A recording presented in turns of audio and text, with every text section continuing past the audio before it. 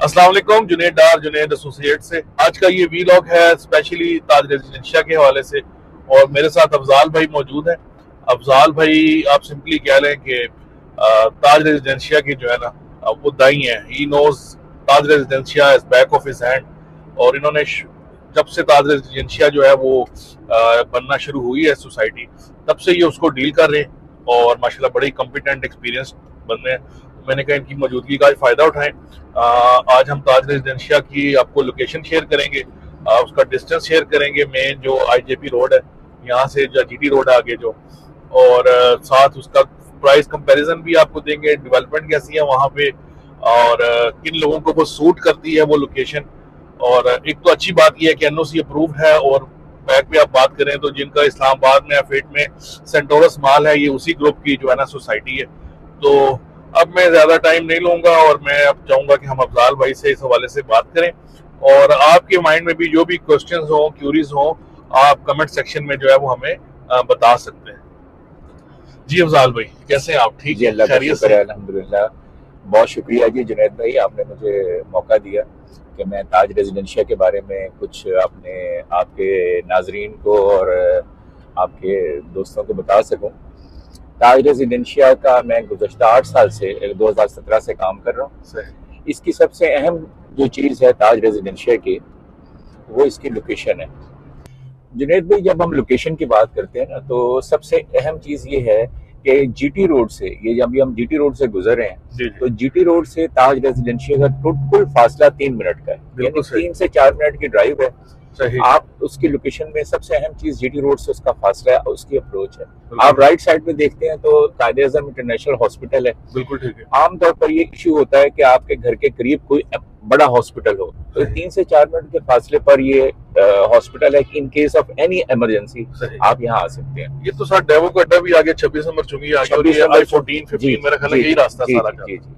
दूसरी अहम बात यह है कि लोकेशन के पॉइंट ऑफ व्यू से जो मैं बताना चाह रहा हूँ वो ये कि यहाँ से जब हम सोसाइटी से अगर हम सदर जाना चाहें, सदर की साइड पर, तो हम 10 मिनट में सदर पहुंचते हैं। बिल्कुल ठीक। अगर हम 0 पॉइंट जाना चाहें तो 15 मिनट में हम सोसाइटी से 0 पॉइंट पहुंचते हैं। अगर हम सेंटोरस जाना चाहें तो 20 मिनट में, और अगर एयरपोर्ट जाना चाहें तो 15 मिनट में हम एयरपोर्ट पहुंच जाते हैं। यानी एयरपोर्ट, 0 पॉइंट, सदर, ये तमाम जो लोकेशंस हैं वो इससे 10 से 15 मिनट की वो ठलिया इंटरचेंज जब ओपन हो गया लोकेशन तो फिर तो और करीब हो जाएगा। जी बिल्कुल, ठलिया इंटरचेंज जैसे ही उस साइड से होता है तो आप एयरपोर्ट और ज्यादा करीब हो जाएगा। लेकिन फिलहाल अभी भी हम 15 से 20 मिनट में एयरपोर्ट, I-14, 15, 16 का भी तो यही उसमें कंपेटिटिव है ना, कि वो एयरपोर्ट की करीब सरकारी जो है ना वो सीडीए के सेक्टर, बिल्कुल वो एयरपोर्ट के करीब है। If I am not wrong we are right now in I-14। Yes, I-14 में हम एंटर हो रहे हैं। ये I-14 का ये सेंट्रल पॉइंट है, यानी I-14 3 और 4 के सेंटर से हम जो है ना, जैसे ये डबल रोड है, तो यहाँ पर अब यही रास्ता ऑल द वे जाता है। जी यही बिल्कुल ये रास्ता। अच्छा, ये है तो सीडीए सेक्टर्स, लेकिन वही पुरानी तर्ज की इसकी डेवलपमेंट है। देखें तारे बाहर हैं। हाँ जी जी जी। और ये तो फिलहाल जो रोड है ये तो मेन रोड है, ये अदरवाइज इसके इंफ्रास्ट्रक्चर से कहीं से भी नहीं लग रहा ये कोई सीडीए का सेक्टर है। ये आई के अंदर जो है ना सीडीए सुतेली माँ वाला स्लोक करता है सेक्टर्स के साथ। I-8 को छोड़ के, I-8 को छोड़ दें तो I-9, I-10 और उसके बाद यहाँ आ जाए, यहाँ सारी बिजली की तारें आपको ऐसे नजर आएंगी जैसे रावलपिंडी में गलियों में, रावलपिंडी गलियों में आप बोलते हैं किस तरह से मतलब इन्होंने अपग्रेड नहीं किया ना, नया स्ट्रक्चर बना के भी इन्होंने अभी बहुत अच्छी डेवलपमेंट I-14 की। आप स्ट्रीट्स देखेंगे तो ताज रेजिडेंशिया का क्या डिफरेंस है जी इससे? वो आप यही काम है या वहाँ पे ताज रेजिडेंशिया में सबसे अहम चीज तो आप देखेंगे कि वहाँ पर जो तमाम इलेक्ट्रिसिटी का पूरा जो सिस्टम है वो अंडरग्राउंड है। सही, वहाँ आपको बिजली की तारें नजर नहीं आएंगी। सही। दूसरा ये कि एक सोसाइटी के तौर पे उन्होंने काम किया हुआ है और वो जैसे प्राइवेट सोसाइटीज काम करती हैं। वहां पर आप जाएंगे तो आपको डेवलपमेंट का जो निजाम है और वो ऐसे लगेगा कि इस्लामाबाद के जो पोस्ट सेक्टर्स हैं उनके साथ उसका कंपैरिजन कर सकते हैं। और एक प्रॉपर प्लानिंग के तहत उन्होंने किया हुआ। मेन जो रोड, उनका जो मेन बुलेवर्ड है वो 200 फुट उसकी जो है ना वो चौड़ाई है, यानी इस रोड से चौड़ा है, इस रोड से भी चौड़ा। अच्छा जी, इस रोड से चौड़ा। और उसके खास बात ये है कि उसके साथ सर्विस रोड भी है। अच्छा जी, सिर्फ डबल रोड नहीं है बल्कि साथ सर्विस रोड है। वहाँ जो घर है वो सर्विस रोड के ऊपर है, जैसे डीएचए में होता है। जैसे डीएचए में होता है सर्विस रोड है, साथ सर्विस रोड है। उसके बाद फिर उन्होंने जब उसके बाद अंदर जो रोड्स दी हैं वो 40 और 50 फुट की रोड्स हैं। अच्छा जी। उसके बाद 5 मरले के जहाँ पर प्लॉट, सबसे छोटे जो प्लॉट्स हैं, उनकी जो स्ट्रीट्स हैं वो 30 फुट की हैं। और उससे बड़े जहाँ भी प्लॉट हैं, यानी सही। 30-60 के या 40-80 के या 1 कनाल के या 35 तो ये के। सामने एयरपोर्ट का साइन मौजूद है कि ये रास्ता जी जी आने वाले टाइम में, अभी तो वहां से जी, ऊपर नहीं है। आपको मोटरवे का बोर्ड भी नजर आ रहा हाँ है। जी, क्लियर है। हाँ जी, सिल्वर तो सिटी बताने मोटरवे का मकसद ये है कि ये और ये राइट नाइन अभी हम सारा ये I-14 I-14 है। आगे बढ़कर I-15 आ जाएगा। I-14 के सेंटर से हम इस वक्त गुजर रहे हैं। हमारे लेफ्ट साइड के ऊपर आबादी कितनी बढ़ गई है जी यहाँ पे, आबादी लेफ्ट राइट, किसी जमाने कुछ भी नहीं होता था, जंगल होता था। ऐसे ही है।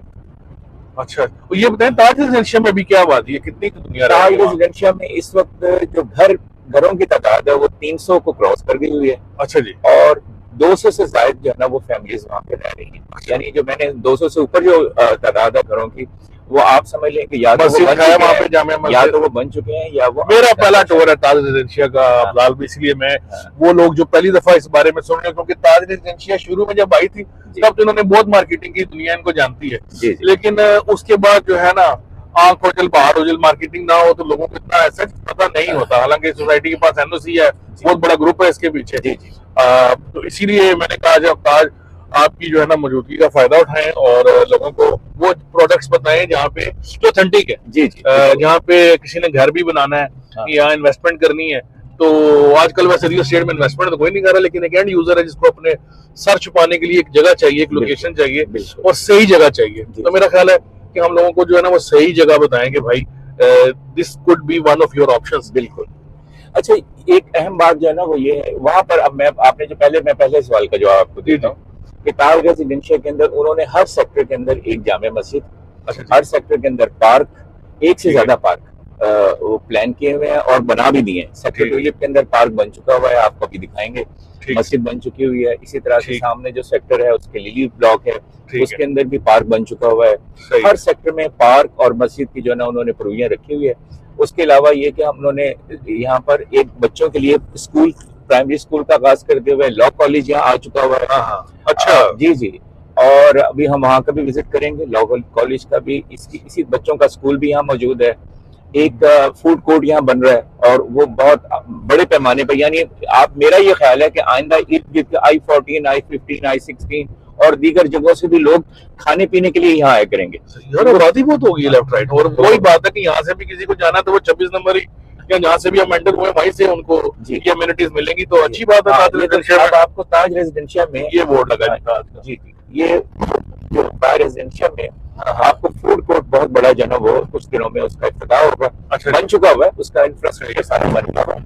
उसमें अभी शॉप्स वगैरह वो उन्होंने मुख्तलिफ जो अच्छे ब्रांड्स हैं इसके फूड रिलेटेड वो दे रहे हैं। तो कुछ अर्से में इंशाल्लाह ताला वो फूड कोर्ट भी शुरू होगा। फिलहाल एक मिनी हॉस्पिटल जो है ना वो बन रहा है, अंडर कंस्ट्रक्शन है, वो मैं आपको दिखाऊंगा। इसके अलावा फ्यूचर प्लान्स तो उनके हैं, लेकिन मौजूदा इस वक्त भी मौके के ऊपर आपको बहुत सारी चीजें जो है ना वो नजर आएंगी। तो अच्छा, फिर यहाँ बैंक आ चुका हुआ है, यहाँ पर ग्रोसरी शॉप जो जिसे हम कहते हैं कैश एंड कैरी वो आ चुका हुआ है। तो बहुत सारी सहूलियात यहाँ के लोगों को उन्होंने दी, क्योंकि लोग बहुत 200 से बहुत ज्यादा तादाद होती है फैमिलीज की, तो उन्होंने उसके मुताबिक लोगों को फैसिलिटीज देना शुरू कर दी हैं। अभी हम बिल्कुल ताज रेजिडेंशिया के गेट के करीब पहुंच गए। बिल्कुल सही। ये I-14 खत्म हुआ है और I-14 के खत्म होने के साथ ही आपको अच्छा, I-14 में तो इस वक्त 5 मरले का जो प्लॉट है वो जी। कम से कम भी जो फजूल सी लोकेशन पे भी है ना, तो वो 90-95 लाख रुपए का स्टार्ट यहाँ से होता यहाँ से होता है और उसके बाद ये जाता है 1 करोड़ 20 लाख, 1 करोड़ 30 लाख। अच्छा जी, ये ताज की आ गई एंट्रेंस। ये एंट्रेंस है I-14 जैसे ही खत्म हुआ है, ये ताज का मेन गेट है जहाँ से अब जहाँ पहुंचे। जबरदस्त। और आपको यहाँ पर मुख्तलिफ बोर्ड्स भी नजर आ रहे होंगे जो हमारी ये नई डील है। अभी पता नहीं रिकॉर्डिंग में सही हाँ। नजर आ रहा है कि नहीं। अच्छा, ये कोई लगता है न्यू डील आई हुई ये है। न्यू डील आई हुई है हमारी, अच्छा जी। 5 मरला और 8 ये तो एकदम ही अब पता लगता है कि इस्लामाबाद में जा रहे हैं हम। हाँ, ये बाहर के जनाब सेक्टर से तो आए हैं, तो जी जी, ये सही से। इसकी मेन एंट्रेंस है। अच्छा।